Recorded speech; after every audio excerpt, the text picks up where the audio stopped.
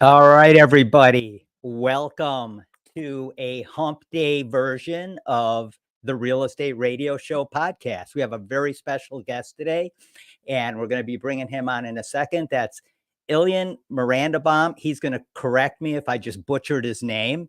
If I did, I'm sure he will. And we're also going to bring Dylan Kramer on here in a second. Before we get started, I just want to very quickly thank our sponsors, of course, Trusted Agent USA, trustedagentUSA.com. If you want to save money buying, selling, or investing, go to trustedagentUSA.com.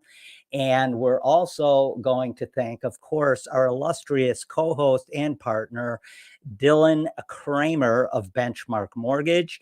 And Dylan will get you over the finish line every time. Again, whether you are buying whether you're buying your own home to occupy or whether you're an investor, Dylan will get you across the finish line every time. And of course, the last but not least sponsor we want to thank is At Home Title Agents. At Home Title Service. Remember, if you're a real estate broker in Illinois and you want to be a title agent as well, check out At Home Title Services. And they are going to show you exactly how to do that. They have virtual events pretty much every month that you could check out and see exactly how they do it. Having said that, let's bring on our partners and co-hosts. First, we're going to bring on Dylan Kramer. Dylan, how's it going? What's going on, man? How are you today, Larry? I am doing awesome. Let me turn my sound up so I can hear you. Can you hear me okay? I sure can. You got me?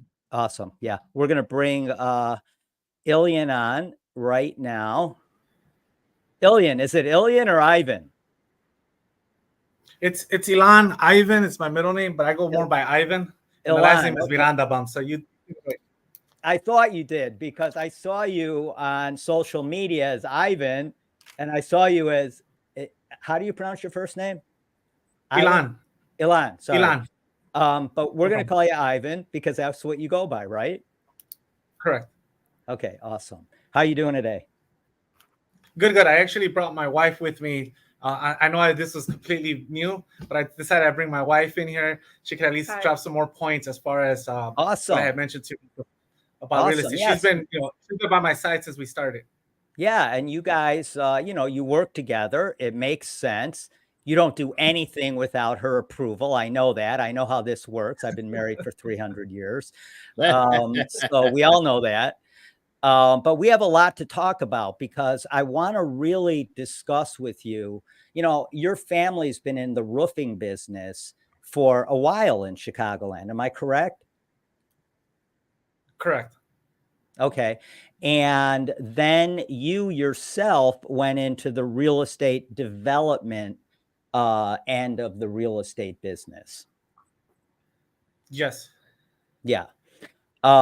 So let's start out just by the way, before we get going, let me just remind everybody, we are streaming live on Facebook, LinkedIn, and YouTube. You can check us out at the Real Estate Radio Show podcast on Facebook, and you can listen and subscribe on all your favorite podcast channels, whether that's or websites, whether that is Spotify, Amazon, or whatever. So having said that, how long has your family been in the roofing business in Chicagoland? I want to say about 25, 30 years. Okay, so a long time. And do you find yourself doing more like multi-family jobs? Or is that how you got into the multifamily space? Or do you find yourself doing more single family, or is it a combination of both? We do more HOA. We're big on HOA, properties, and then obviously multifamily as well, because we have good connections with the multifamily investors in the Chicagoland area. Yeah, that's interesting. So you started out with HOAs. So let's say this HOA is managing a subdivision. Let's learn a little bit about that, Larry. What's that? Let's learn something about that. I mean, how do we get into the HOA space? Like, what identified that as a good candidate for the roofing business. I mean, I have ideas, but I'm interested to hear the story. Yeah, tell us, because I have some ideas about that too. But tell us how you got into working with HOAs in terms of your roofing business, and then we're going to get right into the real estate development and, of course, your investment portfolio, things like that. No problem. So one of the reason, the way that I got into the HOA was kind of like by accident. I had got in, some buildings are managed by the HOA members are owners of the building. Let's say a 3-unit in Lincoln Park, for example, in Chicago. They self-manage their units. So what they would do is they would give us a call. We would go out there. Usually what I do is I present all our credentials up front. So I'll give them, for example, with the estimate, I'll give them an itemized estimate. I'll give them a copy of my license, a copy of my workers' comp insurance, my general liability, the Better Business Bureau, accredited a certificate with an A+. I give them all that information up front. Then I would give them obviously the price. And the way we would just follow up, we have a system in the office that my wife put together where they like the professionalism. So then they would go on social media, on Facebook. And when someone would ask, hey, I'm having roof issues, who do we contact? So they would go ahead and contact us. And slowly and surely, business just started picking up where it was just kind of word of mouth. It was just like, hey, Gotcha. there's HOA groups out in the Chicagoland area and nationwide where they share information. And they just started sharing our information and how professional we were. And we just grew from there. And this was probably about 7 years ago. That's awesome. So are you working with any, you'll see some of these subdivisions with 100, condos or townhomes in them. Will you work with someone like that too, where, there's a substantial number of units that would need to be re-roofed?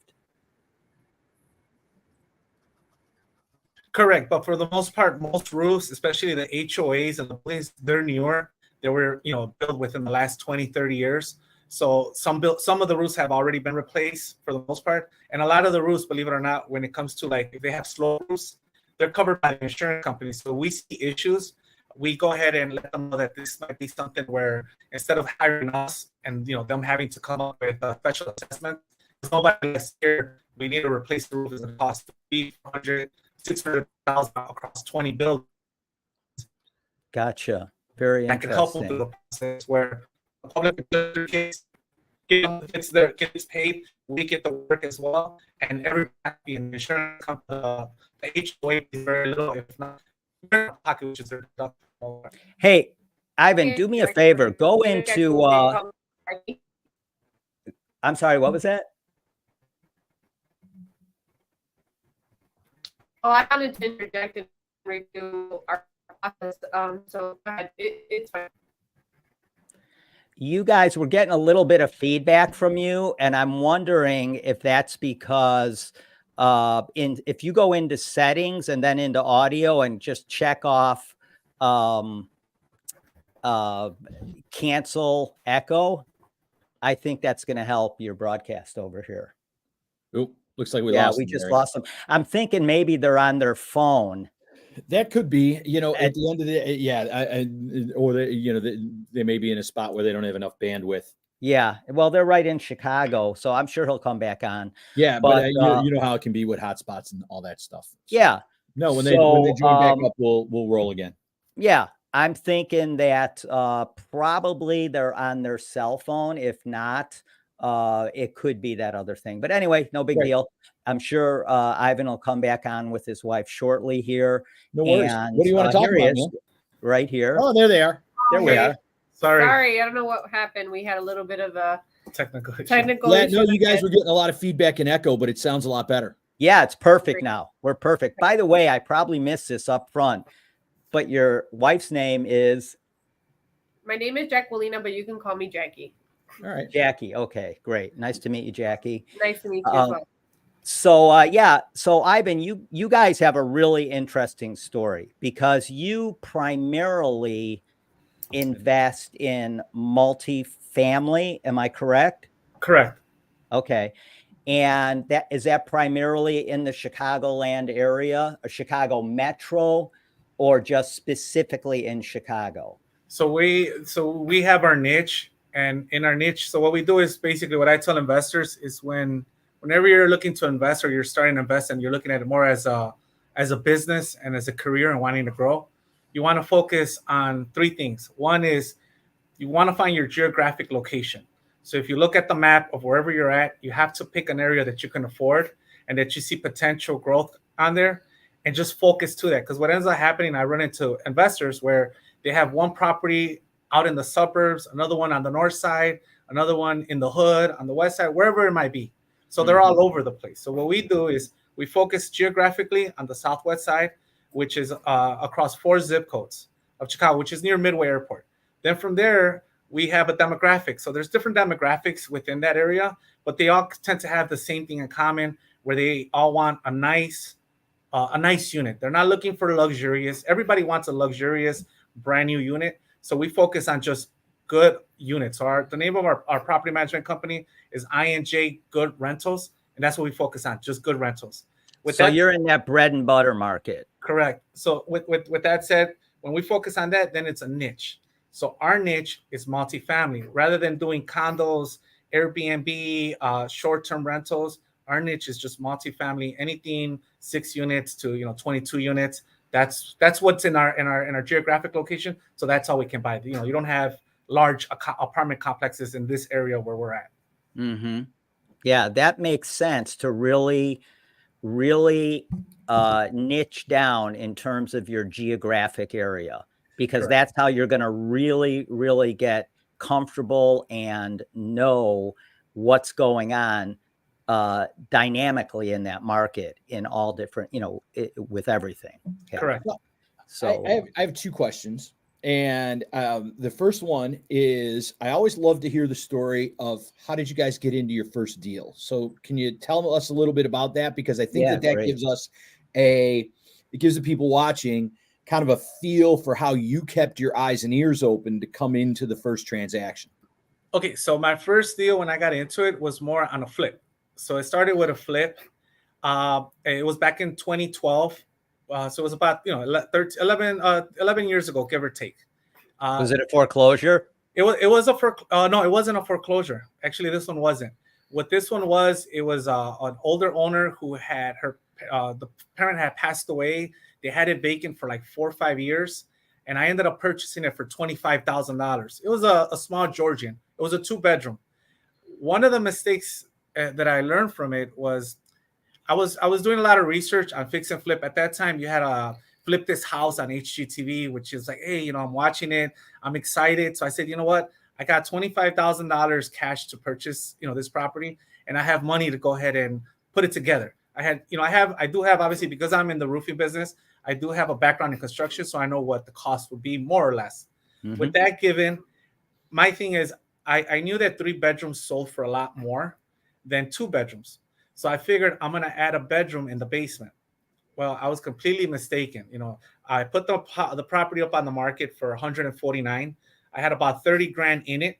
So I didn't have a whole lot of money that I invested in the rehab was $30,000. With that said, what I ended up doing is when I put it on the market as a 3-bedroom, you can't count any bedroom that's below grade in the basement does not count as a bedroom, and homeowners don't want that. So it's got to be above first or second floor. Mm-hmm. So I had it on the market with an agent for about 3-4 months, and she didn't know how to communicate with me and letting me know that the reason why we weren't getting any offers, but we were getting a few viewings, was because of that. So what ended up happening is, fast forward about 6 months later, a year later, give or take, we ended up selling the property for $109,000. When we sold the property for $109,000, that's when I learned that I need 3 bedrooms, not 2 bedrooms. So there's got to be a potential for me to add a 3rd bedroom if I pick up a 2-bedroom, either on the first or the second floor or the attic. If not, it's not worth buying. Gotcha. So you had 55 into it. You sold it for $109,000. It took you about 3 or 4 months to do that. You still walked away with, you still made money on that deal. Yeah, I did. Yeah, I didn't lose. I learned from it, more or less. Yeah. Yeah, it's all a learning process, right? That's fantastic.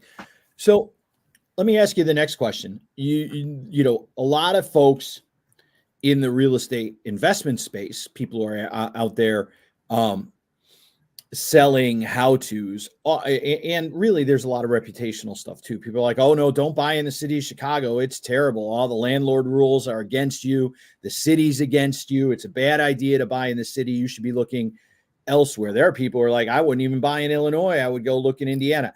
How do you guys make these 4 zip codes and some of the more stringent rules and regulations around landlording work for you in the multifamily space in these 4 city proper zip codes? Do you want to answer? Sure. I think the best thing is to answer that in regards to every investment property that we have is that I like to look at it in regards to the management space is treating everybody for the first time and educating the tenant. If you don't educate your tenant and you don't build a good relationship with them, you're going to have a lot of issues. So over the course of years, because even though like we started mainly in 2012, but we had been investing beforehand. And we did start off very slowly. My whole thing is I hear a lot of people in the real estate space. I've been doing this for 20 years. I've been doing this for 15 years. Don't tell me anything. I know what I'm doing. For me, that just shows me that somebody is stagnant. They're not ready to grow. They're not going to evolve. Agree. My technique is just that every experience that I've gone through from the beginning, which has been a lot, I can write a whole book about it, is what did this teach me? What do I need to add to my lease? What do I need to add to my process so that I stop experiencing this difficulty? So my lease went from like 3 pages initially, like the one that you get at Staples, right? And Right. Office Max, I got that one. To now that I create my own lease, I go with my attorney. I have everything from troubleshooting problems, frequently asked questions. I give them an idea of like right now with the frigid temperatures in Illinois, like what is it that they should be doing? If their heater goes off, how should they be handling that? How should they troubleshoot it? I'm very explanatory with my tenant because there's an assumption that the tenant's going to take care of this property as an owner. They're not. They don't have a clue. And how many times has you heard, I've experienced this, I've gone through this, nobody helped me, nobody taught me, I didn't know. So if you're listening to the feedback that you get from people and you don't change and evolve and change your process to teach your tenant how to talk to you, how to deliver things, you're not explaining them how to handle things. What are the expectations? You're not introducing the relationship how you want it to be. Mm-hmm. You know, there's that assumption of just like, oh, well, everybody should know how to live clean. No, they don't. They don't know what the difference between a sink plunger and a toilet plunger is. I mean, realistically, people don't know. They don't know when to check for hair. They don't know when to check for a filter. They don't know how long they should do a battery, check their batteries on their smoke detectors. They don't know that they should have these basic things. So if you're not educating your tenant, you're actually failing yourself. And a lot of people don't like to take that responsibility. That is so smart. Communication is the key to everything. Me and Dylan talk about that all the time. Absolutely. Between our clients, between attorneys, between home inspectors, but what you just explained is ingenious because I bet there's very few landlords out there and investors out there that include those type of things in their lease. So you're setting the stage, like you said, as to how to communicate, what's important. And I just think that is a fabulous idea. So let me ask you, with all of that in your lease, how long is your lease? Because if you go to a car lease, it's 3 pages, right? Realistically, it's 32 pages. No, really? Now, what kind of reaction do you get on that when you?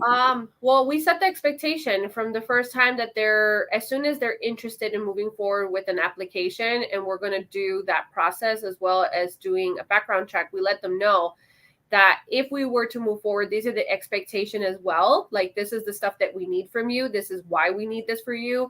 And then in regards to signing a lease, they must be in person, if not via Zoom or Google Meet. And we tell them that it has to be an hour because we have to go over it. We're not going to just send you a DocuSign, or we're not going to just send you something to initial. We're going to make sure that you actually understand and comprehend what it stipulates. Everything from installing cable. We do not want you to install, obviously we're roofers, we don't want you installing a satellite dish on the roof and putting holes on the roof. We're going to talk about what is the expectation with ComEd and people's gas. We're going to talk to you how to communicate those issues. We're going to tell you, what you're responsible for as a tenant. If you clog the drains and your child stuck a toothbrush in the toilet, you're responsible for this stuff because we gave this to you in working condition. Now, if it's something that is generally because of it, it's just wear and tear, or it's something that the pipes are not working, that's something that we're responsible for. But you have to create this expectation in the very beginning. And we let people know that this must be scheduled this way. If not, we cannot move forward. I'm not going to give you keys to my unit, and I want you to make this your home, because at the end of the day, that's what they're doing. And the thing is that we're disassociating as landlords is that this is my building. Why don't they understand this? You're bringing in assumptions. Mm-hmm. You have to let them know, I want you to make this apartment your home. But in making this your home, this is what you need to do to upkeep it. And this is what you need to do to communicate with me when you need my assistance. And we need to work together as a team.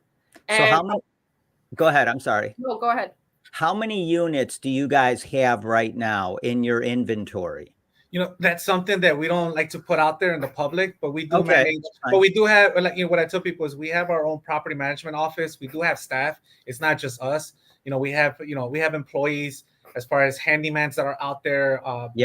Laborers. So without naming a number, the answer is lots, because you employ people full time to help you manage your portfolio. Yeah. And that's great. It's tremendously successful. And I love what you're describing here in terms of the consultation with the tenants. It sounds to me, correct me if I'm wrong, what I hear you saying is you're coming in and saying, look, these are our responsibilities as your landlord. And when you rent from us, you also are going to take on responsibilities, and these are your responsibilities. And now you understand the trade of our responsibilities and yours and what you get for your money, as opposed to being just the man, right? Where, the man doesn't take care of our place. The man doesn't give me any heat, right? Blah, blah, blah, blah. That mindset that tenants will often have, which is bad for them, bad for your turnover, and bad for your property, right? Correct. Yeah. Yeah, that's amazing. That's a great way to start off the relationship. I think you need to bring it into that situation, because you have people making your apartment their home, and they feel that they're entitled to certain things. And one of the things that I like to say, and I say it in a little bit joking way, is like, this isn't Burger King. You're not going to have it your way. We're not going to do this. Like, we're not going to start off it that way, but this is also not room service. This is not a hotel. This is an apartment. You are living in here. These are the things that you have to maintain. Like, even to the point where, like, I tell them that they have to clean their refrigerator. They have to pull it back. They have to clean the coils of the refrigerator. These are things that they cannot use in the case that their heater is not working. They cannot use their oven to heat their unit. There is a timing belt on that. Like, there's things of that nature. I go into do not plug. If you were to buy a little heater to warm up your unit because you want it extra warm or you want additional heat, you cannot plug a little heater into an extension cord. This will create a fire. You're making the assumption that these people know how to manage themselves. They don't. Yeah. Not many people are educated. I mean, even us. How many things are we learning from TikTok nowadays of how to do things, or things that we've never been shown before because nobody sat down to explain things to us? So we're always making this assumption that somebody should know, and we're getting irritated. How can you change that? If you don't want to have a turnover with this tenant, why are you not spending at least an hour and a half, 2 hours with this person so that you can have this person for years? Yeah. And I'm going to imagine I love that. It's funny they that you mentioned all that. Yeah. It's funny that you mentioned all the things we learned on TikTok. I learned how to make turkey stock over Thanksgiving, which I never would have thought of before, right? But now I have all this in my freezer, and we're feeding ourselves while the weather's cold and all this. And it goes back to your point. Like, we're all learning things that we just didn't know before, and working on the assumption. Correct me if I'm wrong, because I hear this from a mindset standpoint in your conversation. I hear that you're assuming good intent on the part of your tenants, but ignorance in the true sense of the word, lack of knowledge, right? Yeah. So there's no ill intent, and if you go forward with good intent and knowledge, you get a better result. Yeah, definitely. I mean, that's what ignorance is. It's not the fact that you're insulting somebody, it's the fact that the lack of not knowing. So we're ignorant by assuming that they're going to know. So why assume instead of just making them know? And even if they say, I know how to do that, it's fine. Just repeat yourself. It's okay. Like, okay, really well, that's smart. great that you know really, that. But really smart. I'm just letting you know. And then my whole thing is too, is that a lot of people, I've heard people say, I had a great tenant. I mean, this has happened to us at one point too, where we're like, we had a great tenant. All of a sudden it went really sour. What did we go wrong? And then I sat down and said, well, you know what? I never requalified them. I never sat down and said, get updated bank statements. Let me get updated, your check statements. Let me reevaluate who's still living in this unit. Let me do a walkthrough. Let me see how you're treating my unit before I decide if I still want you. And that was another thing that I do. I do a tenant analysis. So how often do you do that? I was going to ask that. When do you do that? Yearly. Yearly. At renewal, basically, you requalify them. Yes. I asked them if I cannot go to the unit. I asked them to send in pictures and videos. And they have to send in a little form with the date so that I know it's a valid video from right now. So like they have to have like a little timestamp. And I can see what the unit's conditions are. And based off of that, then if I feel that I still need to go to the unit, then I'll do my proper walkthrough at that point in time.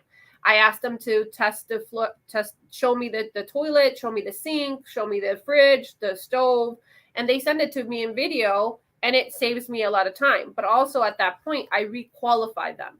I make sure that there's no changes in their job, there's no family changes, they didn't just move somebody in. I make sure that I reevaluate, was this person on time? Did I have any issues with them? Did I have anything, so that I can actually decide, is this something worth moving forward with? Mm-hmm. We should not be forced. We're adults now. We get to choose the relationships that we want to have with people. Yeah. So if you're not choosing the relationships that you want to have with people, you're actually doing yourself a disservice. So that's where I come in, and I'm more on the technical side. So I have like a tenancy analysis. I have a pre-screen analysis.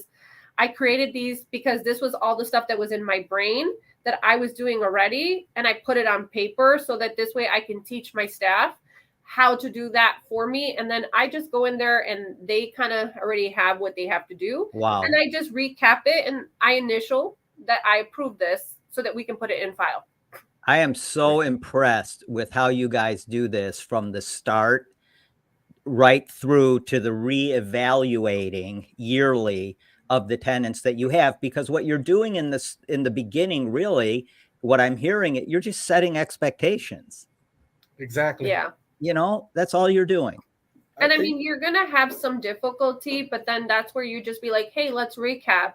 I understand that it's been some time, and that's where like that yearly renewal, you just say, hey, I'm just going to send you another, like if we have any updates, we send them we send them an email with all those things. We have it as a PDF that we can send it to them via phone as well. So that this way they have that list on there. I also have downloaded like YouTube videos that are like my favorite of how to do things. And I send those over as well so that they have that. And a lot of my documents have hyperlinks where they can click the hyperlink and it'll take them to that video. It'll take them to that demonstration so that this way it saves me time in that process. Right. And my feedback is, I understand now the value of why it is to be with you guys. I understand why, we should be with you. I understand why there's rental increases. They see that because they see how much, not only am I improving in the building aspect because we're constantly doing like little improvements, but we're also improving our process internally too. Yeah, just really impressive. And I'm looking at my phone because I wanted to make sure I hit on a couple of points with you guys. And one of them is, give me a little background on the Southwest Housing Providers Group. And what exactly is that? And how does that benefit you or other investors or tenants or whatever? So Southwest Housing Providers Group is a group that myself, Ivan, and our other associate Andy has created. Me and Ivan invest on the Southwest side, and Andy does insurance on the Southwest side. So what we said is we were going to a lot of networking groups, and it was like, hey, I have this, I got that, and I did this, and I did this, and then I got that. And you're like, but where is the instructions? Like, what do you mean you got all this stuff? Like, there was no thoroughness, and it felt very like they were just kind of, just wanting praise, of where they Flexing. were at and flexing. Yeah, I guess you want to say that. So for me, I was just like, I wanted things to be more thorough. I wanted people to dive more deep, and like I said, we watched HEDV, and it was like they weren't really showing you those hardships. They weren't really talking about that stuff, right? So it was kind of like a no-brainer. I started to want to do my own thing because I started going to these things and asking these hard questions, and they were just kind of glimmering over them. So we met Mike Glasser from the MBOA, which he's an amazing president of the MBOA, as well as Rogers Park Group. And he talked to Ivan, my husband, and was like, you should create your own group. And my husband was like, no, it's not so much. I don't want to be the leader. I think my wife is that person because I'm the process person. And when he said, would you be open? And I did it. It was literally within like 3 or 4 months that I just started pushing forward.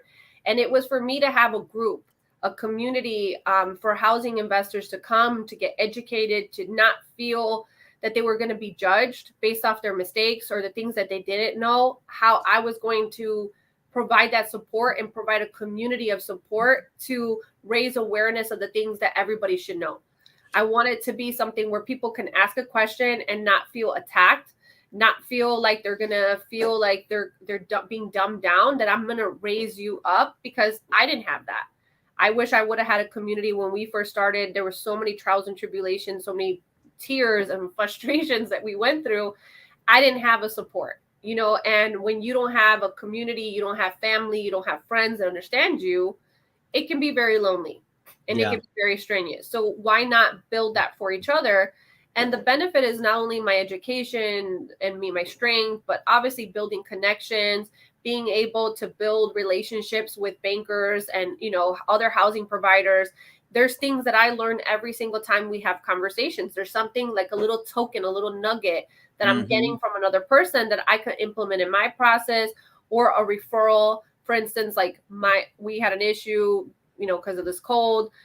Our heating guy right now is not currently in, and having that community, we were able to share who's your HVAC guy, who's your heating guy. And now I have 10, 15 contacts that we can contact in case of these emergencies. And that's what you need. That's why to get involved in these groups, because you're going to be able to benefit from all of the other people that have these connections, whether they be attorneys, like you said, HVAC guys. I have a great handyman I work with that can do, virtually anything and is spot on, always on time, reasonably priced. And, so when you get in groups like this is the value of it, at taking advantage of everybody else's experience and avoiding the mistakes that they made. Yeah. And so how do people, if they wanted to get involved in that group, where do you guys meet? How do they get involved in it? Okay, so Southwest Housing Providers, we do have our own webpage, is www.swhpg.com. We post our meetups on there. We also have it on Meetup. We also have it on Facebook. And then what we genuinely do is every second Wednesday of the month, we meet up. Right now, our meetup is at Guides, which is on the south side of Chicago, right in the Midway area. It's every second Wednesday from 6 to 9. Our next meetup is February 15th, because unfortunately the second Wednesday of the month is Valentine's Day, and we don't want to spoil anybody's Valentine's Day. So we're having it February 15th, which is that Thursday. And our next meetup is going to be basically, we're having CIC, we're going to have Catholic Charities. We're going to have them come in and talk about different rental programs and different programs that are out there in the city. And then we're going to have some people speak about them, how they've worked with these programs, what were the things that they can advise others on how to work with them, just so that people are a little skeptic. Why should I go with this program? Why, what are the pros? What are the cons? And what should I be prepared for it?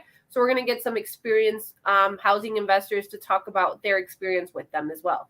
I'm curious about something. Me and Dylan have recently had conversations with some other people, and they're very, very bullish on midterm rentals. So rentals that are typically 30 to 90 days. How do you guys feel about that as opposed to long-term rentals, 1 or 2 years? Have you looked into it at all? I guess would be my big question about that. Have you identified that as a market, or have you said, that's not a place that we're getting involved? Yeah, that's not a place that we're getting involved. Just like Airbnb, we leave that, that's a whole different other business. And I think when you're trying to be all over the place, you're nowhere. You're just running around like a hamster in the wheel, going around in circles. Where it's better just to be focused on what is it that you're doing and forget all the noise. Is it better to invest in Airbnb, in condos, single family, 2 to 4 unit buildings, multifamily? Every asset class, it comes down to where you're at and what do you want to do. Do you have the team? Can you build a team? Because not every asset class is for everybody. Yeah. So at the end is you stick to what works for you. What works for you is better. You have Grant Cardone that says that you should buy 33 units. That should be your first deal. And then you have other investors out there saying that you should only. He also says you should sell your house and rent. So let's stop right there with that guy. Exactly. Everybody and I love Grant, but niche. Everybody has their own niche, and you just have to figure out what is yours. Like you can't. For me, like I like to say, is like, this is my train. This is our train. We build it from scratch. We build the road. We build the train. We build all the different levels. Everybody's got to build their own train and their own path of where they're going to go and what fits right for them. Like we don't wear the same shoes, so. What made you guys decide this is your train? Like, where did you get into the, I assume at the beginning you looked at multiple, you had all sorts of options and said, it's multifamily. It's not single family. It's these 4 zip codes. It's not the North Side, or it's not Indiana, or it's not Aurora, or whatever. What helped you kind of identify what your train is? Well, when I looked at the geographic location, I wanted to be, since, I wanted to be in what we call the hood, which was Inglewood. I'm like, if we can invest in Inglewood and be successful at managing Inglewood, we can manage anywhere. So then I said to myself, the next closest zip codes that are a little bit better is 60629 and 60632. We'll start looking in there. So when we decided to go into the multifamily, I started realizing, is it better to do, 1 roof on a 2 unit or do 1 roof on a 12 unit? Is it better to have 12 individual furnaces or have 1 boiler system for the whole building where I don't have constant calls? Where is our time better spent? And making it more efficient. So for us, I'm figured multifamily is better. Having everything nearby. If our handyman, if there's an emergency call or something that needs to be addressed, it's with all the buildings are within a 15-minute drive from each other if needed to. So it makes it easy for my handyman to get out there, and they all have access to to the common areas or to the units if needed. I also think because we grew up on the South Side, we know the South Side kind of like in and out. Right. Not saying that we don't know a little bit of the North Side, but we're not as familiarized with the North Side. And then if you think about like where you have to start, where's your starting point to invest in a property? What is going to be the profit margin if you're going to have to? We can invest in a property for $150,000 on the South Side, right? But then in the North Side to start off, what's the different price point that you have to be at? What's the medium price point there versus here, and what is still going to be your profit margin? What's going to be your turnaround? I'm a big numbers person. So for me, it's about doing pie charts and bar graphs. And I started doing all the numbers, and I started saying, okay, well, if we invest here, how long is it going to take us to get this back versus if we're over here? And it just made more sense for us to do the South Side because we can do way much more. We can grow faster than being on the North Side. Awesome. I'm interested in this mixed use, these 2 10-unit mixed use buildings that you bought. Okay. Multifamily mixed use buildings that you bought. give me the background on that and tell me why that is a story we want people to hear. Okay, so this one, it's actually one. It's a 10-unit mixed Okay. use. Yeah, it's a mixed use building. It's all brick.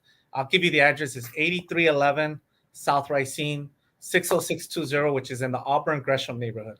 Yeah. When I saw this, when I saw this property go up on the market, I didn't find it on LoopNet. I found it on the regular. It was just on the MLS on Redfin. So when I saw it on Redfin, I was like, 10 units, and they were asking, I think they were asking 250, 260. I can't recall exactly what they're asking for it. So I was like, let me go ahead and give the listing agent a call. So I don't work with any broker per se, just independently with that broker. What I do is when we purchase something, it's either mostly it's off market, but if I do go find something on my own, I go directly with the listing broker. The reason why I do that is there's a lot of benefits. Obviously, the listing broker gets the full commission. Rather than if I had my own broker. That's one. The other thing is I'm able to get my questions answered a lot quicker when I go directly to the source who has the listing. With this property itself was when I called her, the broker told me that they had they couldn't do a dual agency, so she can refer me to somebody else in her office, or I can get my own broker. So then that's when I brought in my own broker, and what came to my attention was obviously the price. For me to see a brick building, 10-unit mixed use for that price, I was just like, why is it? This is giving it away, at $25,000 a door. This is a no-brainer. I don't care where you're at, Yeah. So I was like, let me go check it out. So, no disrespect to the broker. She did the best what she could do to list it and describe it, but she missed a lot of points. So I'll run them through you. This property has 2 storefronts in the bottom. One of the storefronts, which is a beauty shop, is owned by the previous owner's niece. She was only paying $400 for 1,600 square feet. So think about it, $400. I mean, she rode the train for a while. We went in there. Yeah, we raised the rent. That was her train, but it wasn't going to be your train anymore. And the other, we had 4 or 5 units that were occupied upstairs, and the tenants were paying $600. And these are 8 one-bedrooms on the second floor. So 2 storefronts, one's vacant. With that said, the description didn't say what I'm about to tell you, which is going to blow your minds. The description didn't say that the building was rehabbed about 30 years ago, gutted out. So what the previous owner did, at the time right now, she was 75. So, 30 years ago, she was in her 30s or so, 45. So they ended up gutting out the entire building. They ended up putting new 5/8 drywall throughout. It had new breaker boxes with all the electrical with conduit run to each unit. So each unit had their own conduit box, electrical panel. Each unit had their own hot water tank. These are 1-bedrooms, so they have 30-gallon hot water tanks in the kitchen. So it's 1 bedroom. You don't need a huge tank. They have the 30 little small, I don't know what they're called, but they're 30 gallons. They all have their own individual furnace. So to me, when I walked in there and I looked, I was like, this is a no-brainer. All it is just cosmetic. It's like putting lipstick on a pig. You just got to scrape, paint, and you're going to have a new product. Now, the tenants that were in place, we wanted to communicate with them when we acquired the property and let them know that we were not going to raise the rents. We were not going to kick them out, but we didn't expect them to pay the rent. And we let them know, listen, we're going to remodel these units that we have vacant right now, these 3 units. If you want to rent one of the units, it's going to be $1,100 because we're going to bring them up to today's standards. Their units are okay. They're not even in my standards good, but they're okay, for the $600 that they're paying. With that said, when we did the property and obviously we purchased it, my whole goal is it's outside of my geographic location.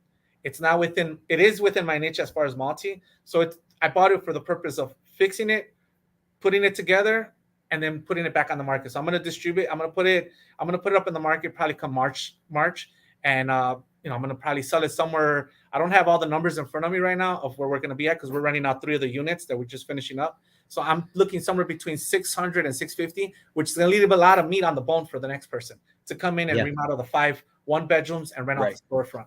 Yeah, amazing. What a deal. That is crazy. Now, but let me ask you something that there was a beauty shop which was operated by the niece of the former owner. Correct. She was paying nothing.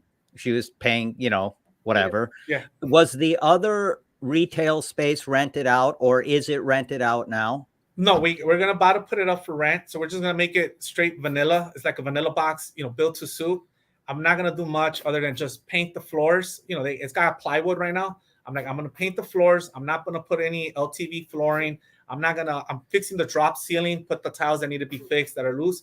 I'm gonna let it be for the next person. Build whatever you want.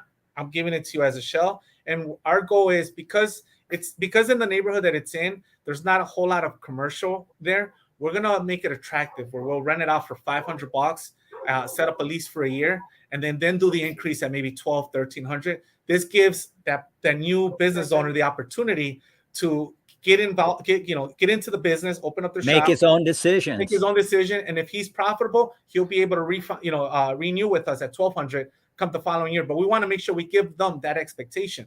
We'll rent it out to you for $500 right now, but with the expectation that come the contingency, the lease, once the lease expires, we'll go to $1,200. We'll charge $1 a foot. This is to help you get your footings in your business. Right. Not everybody has to do that. So it's just like where this is contingency, where it's like, you're going to get this for this time. We're going to help you can make this, this blank space kind of like your own, but to help you get their foot off the ground. Once your foot is off the ground and you like this space, well, you've made your profits, you've done what you got to do. This is the contingency that, you knew that this was the expectation coming in. And it's about creating those expectations right off the bat, so that this way there is no surprise later. And one thing I wanted to mention, Larry, real quick, is what happens with a lot of investors who have mixed use properties across the city, south, west side, where there's not a whole lot of commercial, is that they want to get top dollar for those storefronts.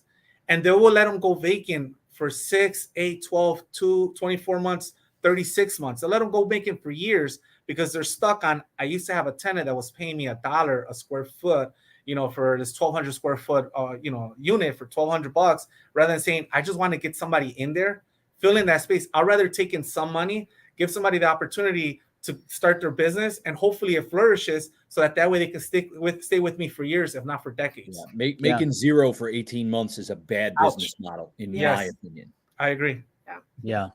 I think, I love that, because you're leaving some meat on the bone for the person that's going to buy that place. And we know that those other apartments that you're not remodeling at some point are no longer going to be $500 a month. Correct. So somebody's going to walk into a nice little situation there, and you're going to walk out having done quite well with that property. And so correct. That's a win-win for everybody. Some win-win for everybody. Right. That's how things get done. I do like your philosophy where you're like, look, you can make a lot of, you can make a lot of money, but you don't have to make all the money. And it makes the deal that money 100%. Left behind, that meat on the bone that you say, lubricates the transaction, so to speak, because it makes it appetizing for more than just, too many people worry about it's got to be perfect. Right now, you got to find a perfect buyer. You just got to find somebody who's like good enough and has a good enough and thinks that your deal is good enough for them to do the transaction, book your profits, and move on. Sees the potential and gets the deal. Yes. Yeah.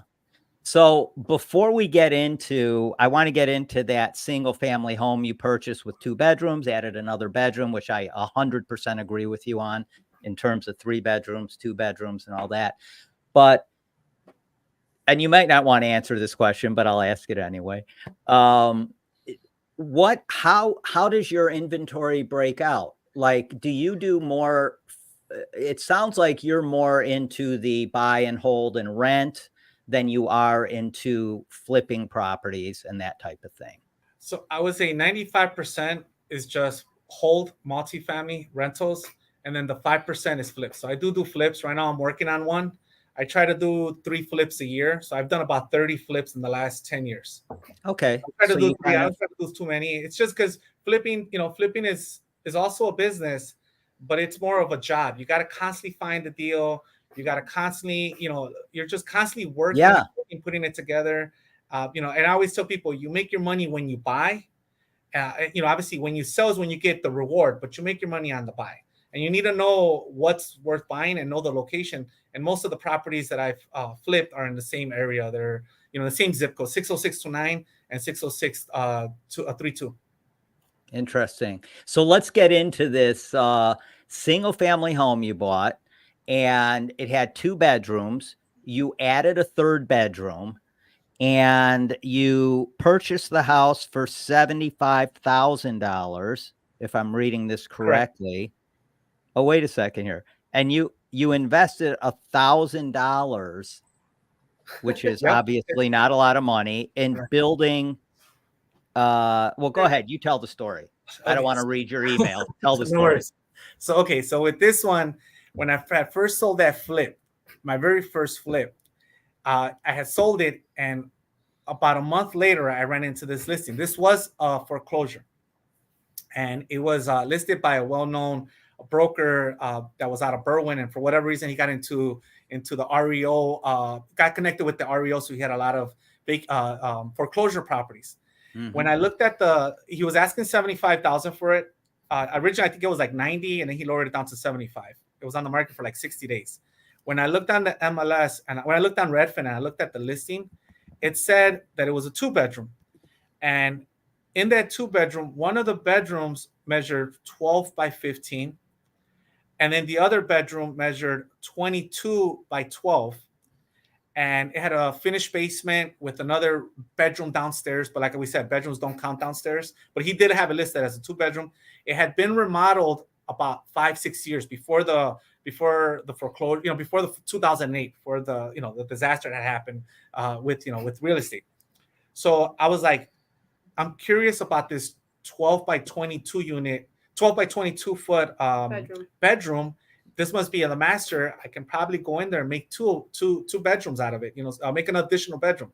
How many bathrooms were in the place? It had 1 bathroom. So I one and a half. 2 downstairs. Yeah, and they had 1 in the basement. So when I went to go view it, I put my poker face up, and we're walking it. I open up the door to this 22 by 12 bedroom size, and it has 1 switch on the right side with a door, and it has a light switch.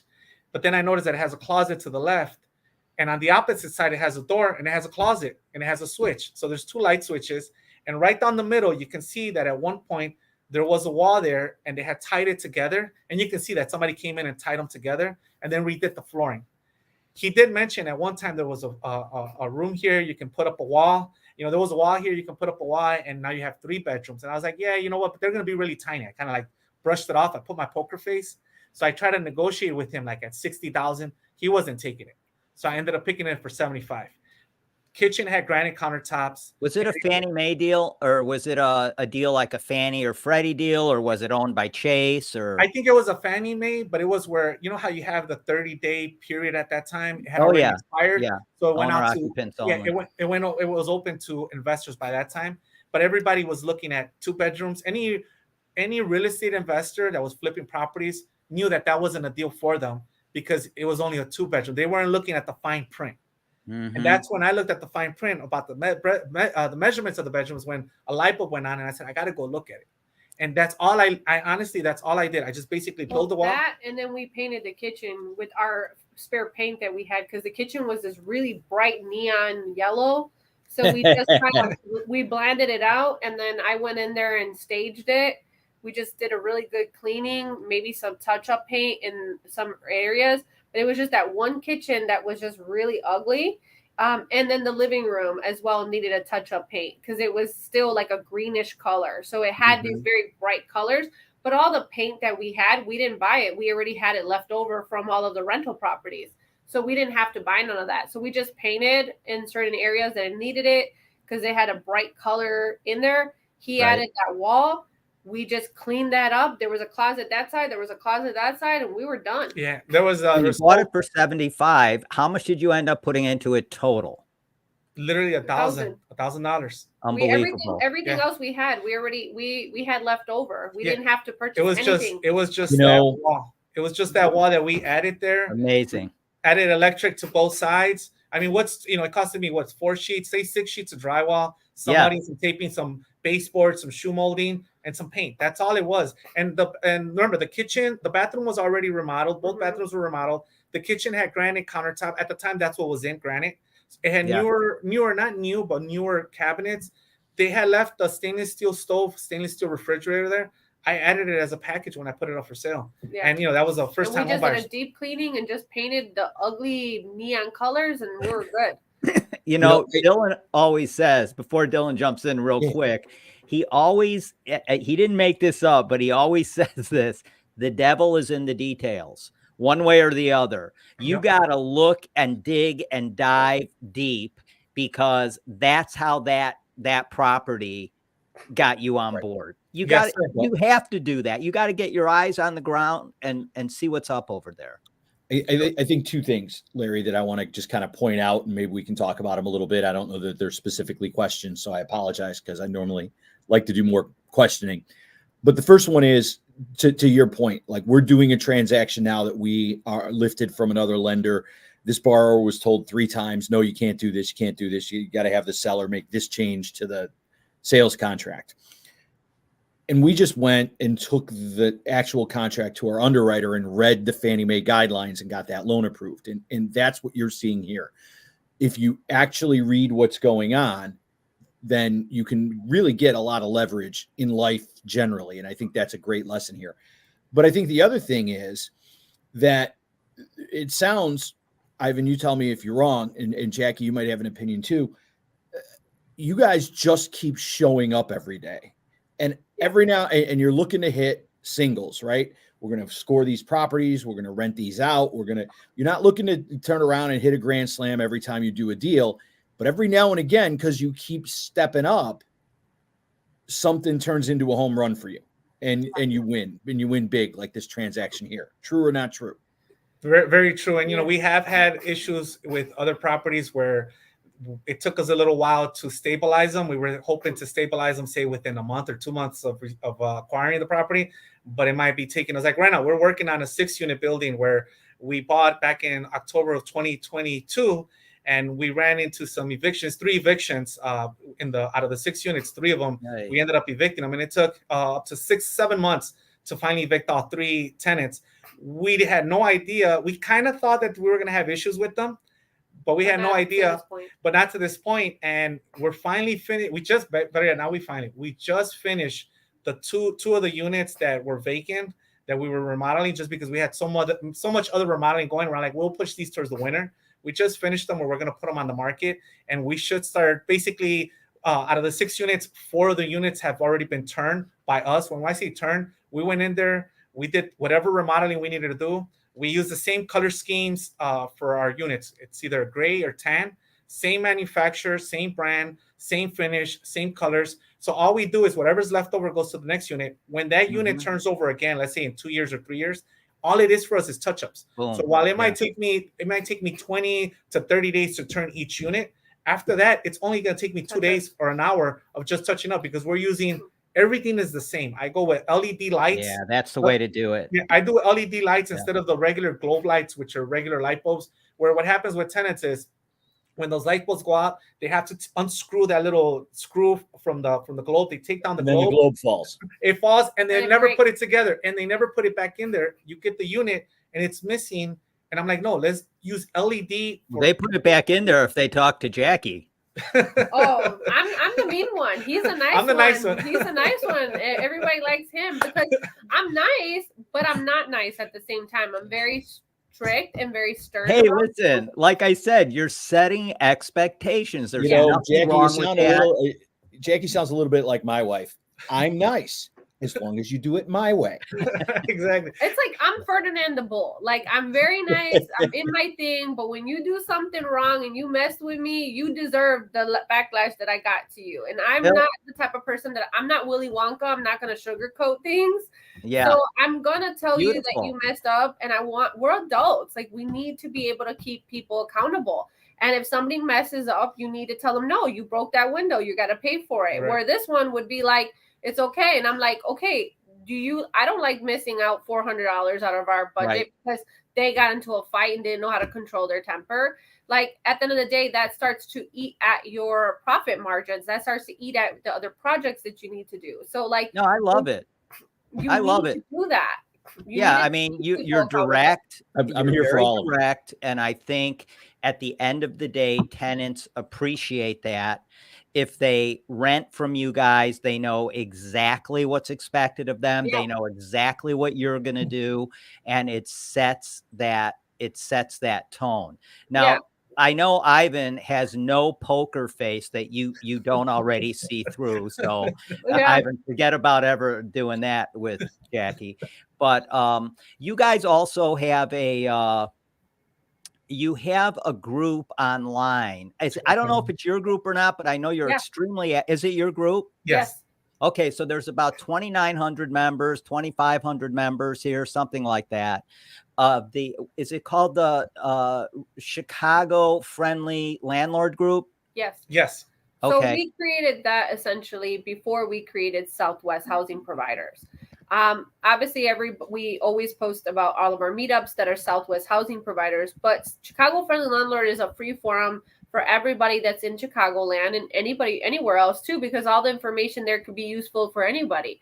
But it's to create a friendly aspect where everybody can communicate. It doesn't feel it's just free information and get people to network, communicate, and teach people how to do the right thing. Southwest is what we want you to become members. We do charge for our meetups. Not everything is free. Obviously, we're a non-profit. We have a lot of things going on with that. We have a lot of great speakers. But Chicago Friendly Landlord is where the communication starts. And then obviously we welcome you to come to our meetups as well. So they help each other.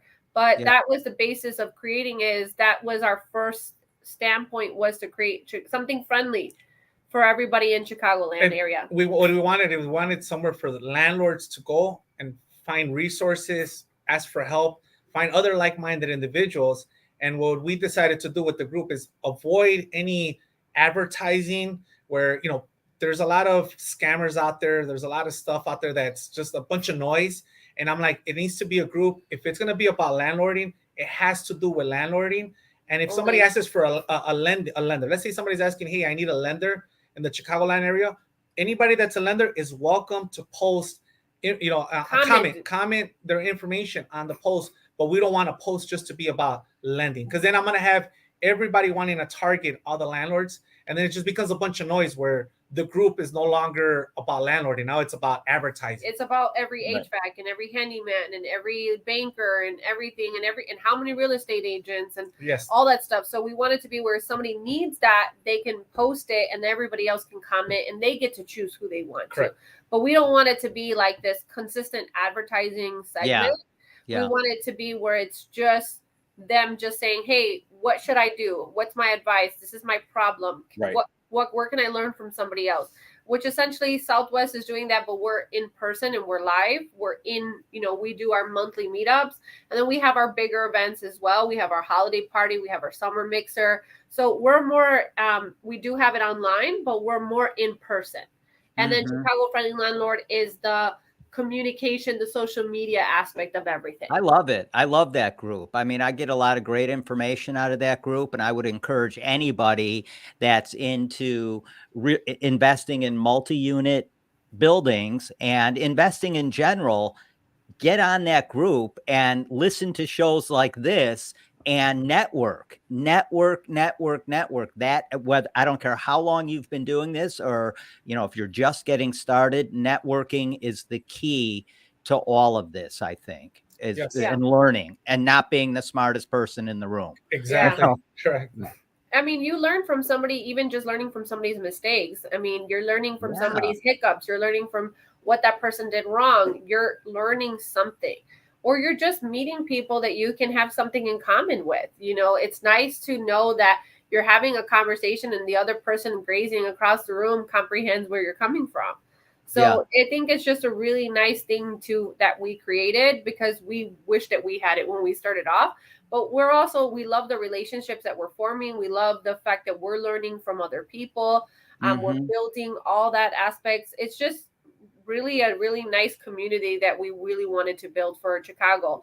And Chicago has this bad connotation that we're kind of like really rough around the edges and a little like mean. So we wanted to bring the we are some friendly people in Chicago. So We let's just know bring we're them the friendliest bring them people in in the there. country. Go to Philadelphia and compare us, then you'll know. Yeah, we're Sure. not as mean as it may seem. And yeah, we have a lot of rules in Chicago, but I think there's a way where, like, for every challenge, there's a solution, you know? So it's about finding, not just sticking on the issue, because Chicago does have a lot of rules and laws, but there's a way to get around them. There's a way that we can build a community. There's a way you can build a process. You just have a little bit, it's a little bit rougher, but like once you deal with it and you learn about it, it becomes 1, 2, 3. Yeah, absolutely. Hey, before we wrap up, I want to give everybody a chance again, just to know how to get involved in the Southwest group. So one more time, just give everybody, how they get in touch with you, how they get involved with that group. And so Southwest Housing Providers, we're on Facebook, Southwest Housing Providers Group. We also have our website, swhpg.com.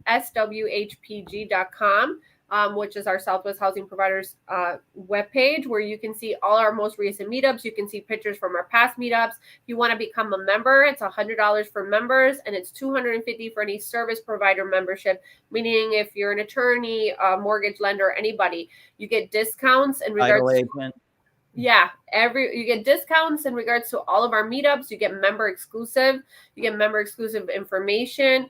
And then that's all of our in-person meetups as well. So I'll give you like an example. Like we just had one with Fritz Kagi. It was $45 if you were a non-member and $30 if you're a member. So the savings is pretty large. And then our regular meetups are like $15 if you're not a member now. And if you're a member, you don't pay nothing. So that's very reasonable. Yeah. Very reasonable for a lot of great information. Dylan, you got anything else for Ivan and Jackie? No, except that I've really enjoyed this hour. I would love to have you guys on again. And I feel like we've just scratched the surface of this. So at some point in the not so distant future, let's have you back and do this again. But I really applaud what you guys have done here. And I think that it's helpful to the folks that watch us every week. Yeah. An hour goes by so fast. We talk about this every week. Time. I have like, I could talk to you guys for 3 hours, but what are we going to do? Listen, the next time that we come on, maybe we could touch base on how we like to call me and Ivan. We like to take things from Fucci to Gucci. That's a little thing that I like to say, something from ugly, and make it a little fun. Well, we'll definitely schedule another one to have you guys on, because I love your energy. You guys make an amazing team. And I wish you all the best in the future, and we'll be in touch. All right. Thank you, Larry. Thank you so much. We appreciate you guys bringing us on. Thanks, guys. All right, you guys. Talk to you soon. Okay, talk to you. Yeah. So, guys, that was Ivan and Jackie, and I mean, they just Dylan, they offer so much. Larry, it's fantastic. I want to be respectful of everybody's time since we're closing in on an hour 10. So let's do a dive on Saturday on the radio show. Let's remind everybody we're going to be on WCPT as well as the podcast platform here on Saturday morning at 9 a.m. We'll kind of recap this conversation and then have another conversation about real estate and full contact real estate on Saturday morning. Yeah, remember, guys, on Saturday, you can call us at 773-763-9278. You can text us at that number on Saturdays. We're live on, like Dylan said, on WCPT 820 AM. And we're also streaming live on Facebook, YouTube. Wherever you're watching us right now. Yeah, wherever you want to go. So Dylan, awesome talking to you, bud. I'll talk to you again, obviously, this week soon. And you guys, we are now going to close this show down. Love you guys, and we'll see you again on Saturday. All right. Take care, Larry. Yeah.